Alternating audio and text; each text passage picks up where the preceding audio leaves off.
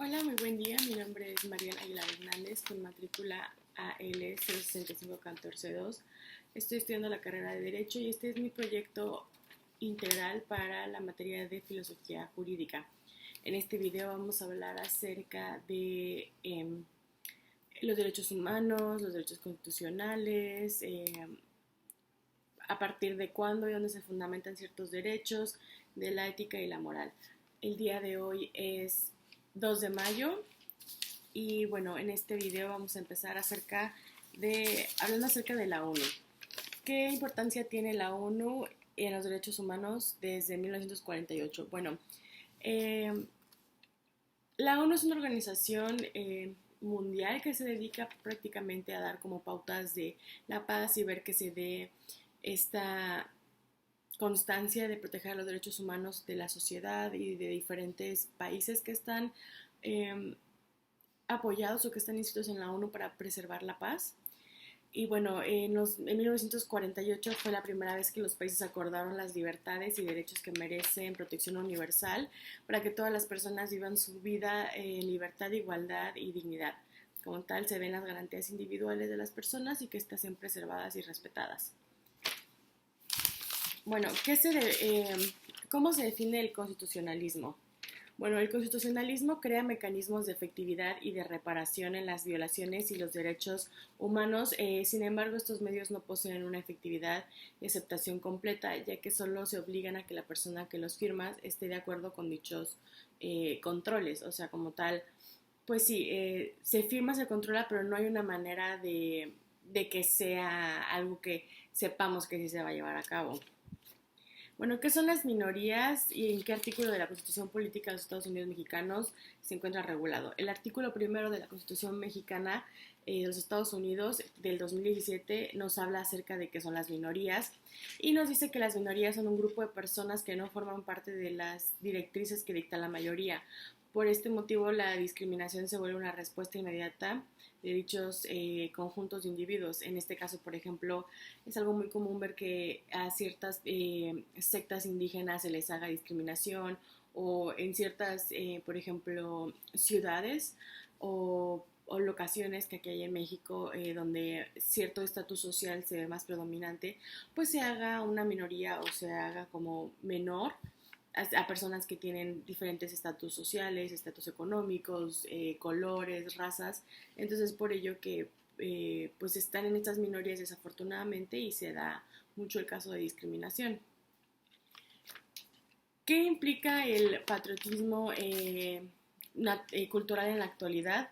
Bueno, el patrimonio cultural encierra el potencial de promover el acceso a la diversidad cultural y de que esta manera se disfrute y puede también enriquecer el capital social y conformar es un sentido de pertenencia individual y colectivo que ayuda a mantener la cohesión social y territorial. Nos da como ese sentido de pertenencia que tenemos que preservar algo para poder llevar como algo de nuestra historia dentro de nosotros.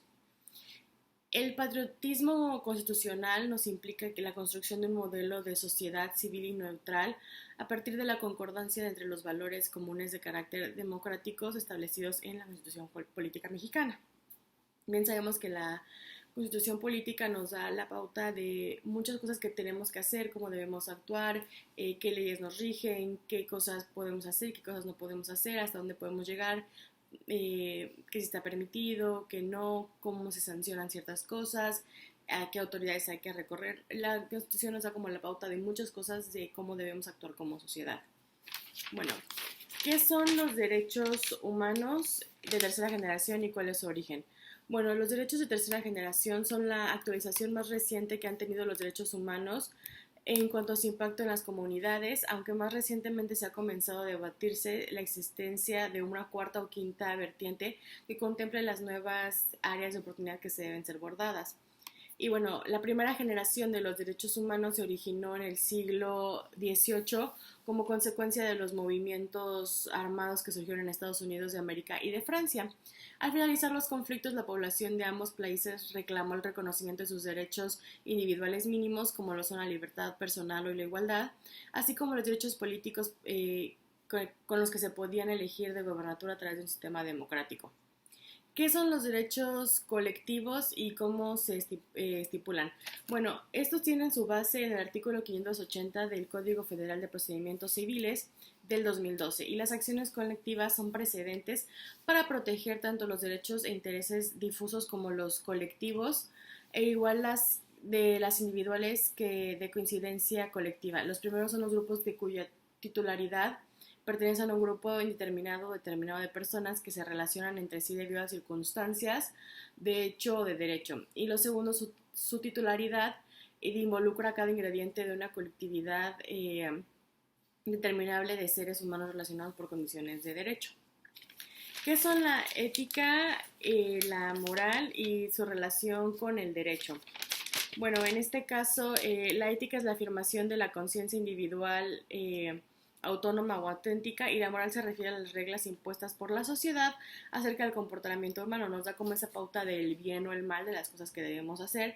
Por eso hay muchas veces que para una persona puede ser algo bien o algo mal y otras no, dependiendo pues en el contorno o el entorno más bien de la sociedad en la que estemos desarrollados.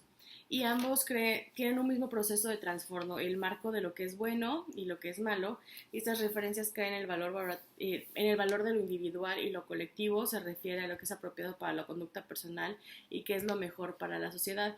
Y bueno, la relación que en el derecho, pues en esta parte nos da como personas, tenemos todo esto que está marcado por la ley de que si es bueno y que es malo. Entonces, pues esta parte ética y moral nos ayuda a poder actuar bien o en este caso nos da esa libertad de poder actuar de una manera incorrecta y pues cuando se quiebran pues las leyes y se da como todo este proceso de cuál es la consecuencia de no actuar conforme a lo que esté marcado en el derecho.